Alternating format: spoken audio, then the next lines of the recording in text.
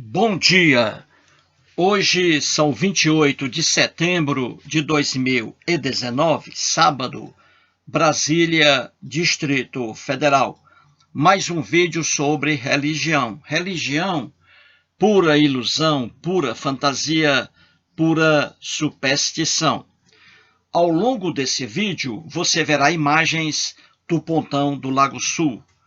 O Pontão do Lago Sul é um lugar de lazer muito bonito aqui em Brasília, à margem do lago. Muito bem, vamos ao vídeo. Nos 4 vídeos anteriores, apresentei contradições e erros no que está nos livros de 2 Samuel, capítulo 24, versículo 1, e 1 Crônicas, capítulo 21, versículo 1. Trata-se do censo que o rei Davi mandou realizar em Israel e em Judá. Nesse vídeo, mostrarei mais uma discrepância bíblica. No relato lendário bíblico, em 2 Samuel, o Deus hebreu incitou a Davi para levantar o censo. A responsabilidade, portanto, era do próprio Deus hebreu.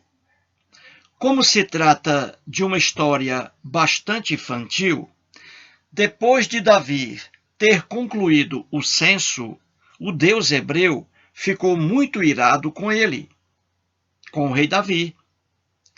Não deveria ter ficado com raiva de Davi, porque este Davi havia feito exatamente aquilo que o Deus hebreu havia incitado. Pois bem, então o Deus hebreu colocou diante de Davi 3 punições, para que Davi escolhesse uma. Obviamente, o Deus hebreu perdeu a onisciência, já que colocara 3 punições para que Davi escolhesse uma. O Deus hebreu não sabia. E quais foram as 3 punições? Elas estão no versículo 13 de 2 Samuel, capítulo 24, a saber, a primeira punição, 7 anos de fome em Israel.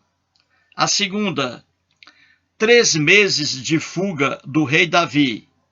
E a terceira punição, 3 dias de peste em Israel.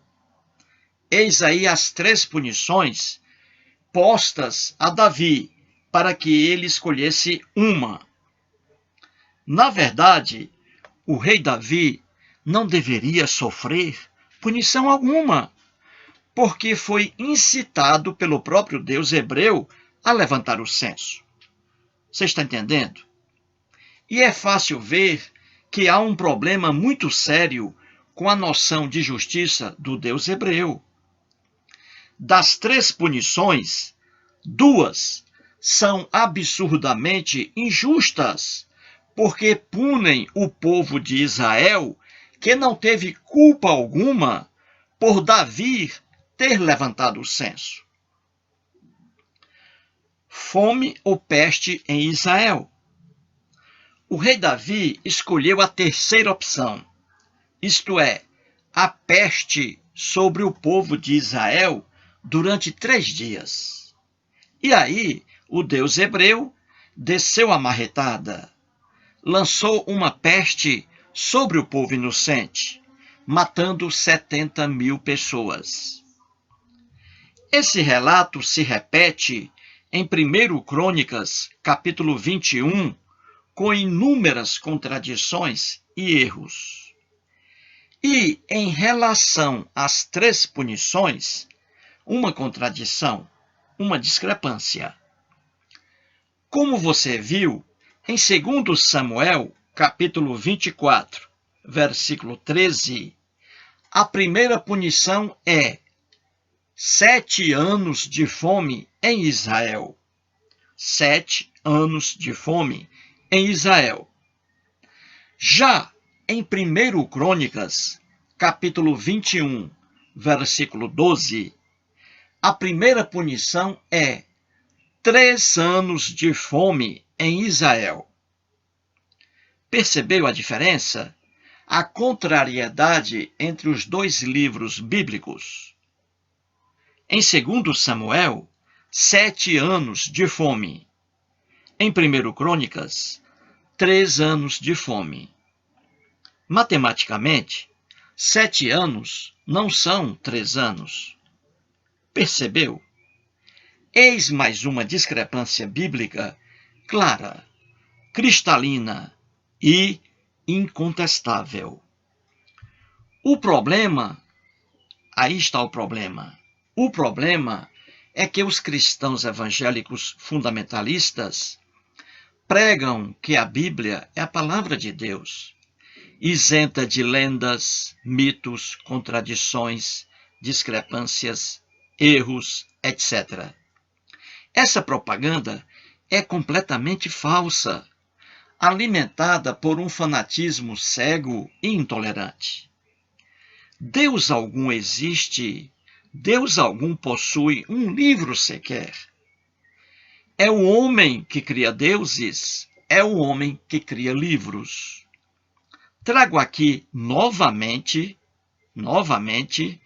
o cristão fundamentalista evangélico, doutor em teologia, norte-americano, para tentar dizer que não há a contradição bíblica que eu acabei de mencionar.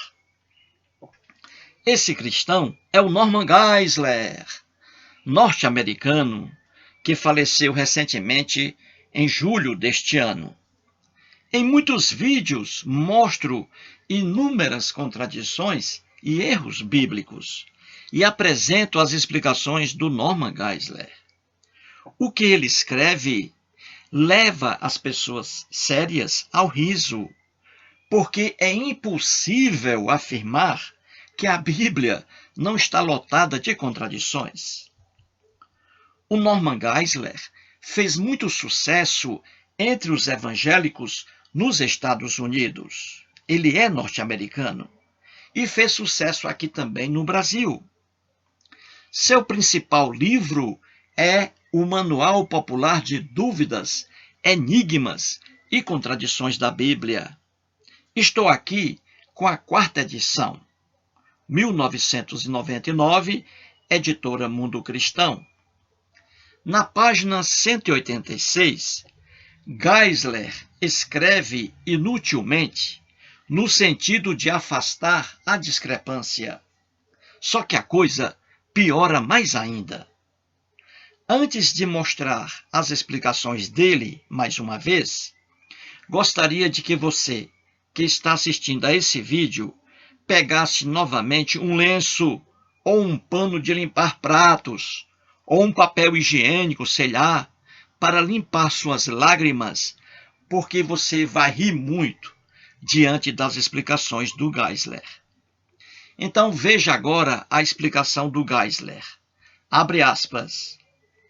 Alguns comentaristas propõem que o profeta Gade realmente confrontou Davi em 2 ocasiões diferentes. Os que oferecem esta solução presumem que, segundo Samuel, tenha registrado o primeiro encontro de Gade com Davi, no qual as opções foram apresentadas para a consideração de Davi, e que, após jejum e oração, Gade retornou para saber da decisão de Davi. Nesse ínterim, Deus reduziu a duração do tempo de fome de 7 anos para 3 anos, em resposta a uma súplica de Davi. Fecha aspas.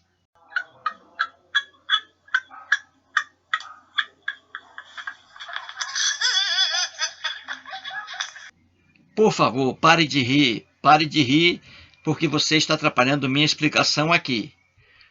Muito bem, vamos lá. O que foi que eu disse na metade desse vídeo, hein? O que foi que eu disse? Eu disse que você deve ter muito cuidado com livros religiosos, principalmente evangélicos, porque só levam seus leitores ao erro. Como é impossível afastar essa discrepância bíblica, o Norman Geisler inventa loucuras que não estão nos textos analisados. Mais uma vez, ele deturpa a Bíblia e a coisa fica pior ainda.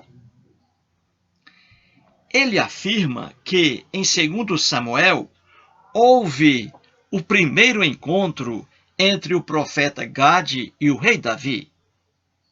Nesse primeiro encontro, Gade apresentou as 3 opções ao rei Davi. Depois, o Gade foi embora. O rei Davi passou a examinar as 3 opções. Orou bastante e jejuou. E aí Gade se encontrou pela segunda vez com o rei Davi para saber o que ele havia decidido. Porque o Gade não estava sabendo e o Deus hebreu não. E nesse momento, o Deus hebreu, comovido com as orações e jejuns do rei Davi, o Deus hebreu voltou atrás, reduzindo os 7 anos de fome para 3. Que maluquice! Que falta de honestidade intelectual! Ora, nos dois textos, 2 Samuel e 1 Crônicas, nunca houve os 2 encontros inventados por Norman Geisler, mas apenas um. O rei Davi, na mesma hora, diante do profeta Gade, na mesma hora, no mesmo momento, fez a escolha.